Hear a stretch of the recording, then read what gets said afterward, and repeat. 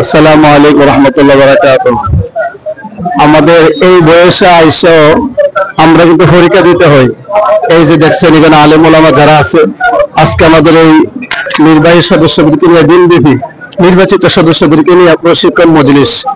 আমরা এই বয়সে পরীক্ষা দিতে হয়। এখানে যারা আছেন সকলে কিন্তু সবাই উস্তাদ এবং সকলেই মুরব্বী, সকলেই ব্রাহ্মণবাড়িয়া জেলার বিভিন্ন উপজেলা থেকে তিনারা কিন্তু আসছেন। দায়িত্বশীল বাংলাদেশ খেলাফত মজলিসের থানা ভিত্তিক, উপজেলা ভিত্তিক, ইউনিয়ন ভিত্তিক এবং আপনার জেলা ভিত্তিক অনেক মুরব্বী আছে। সবাই কিন্তু এখানে পরীক্ষা, এই যে আমরা পরীক্ষা দিয়েছি এবং এই পরীক্ষার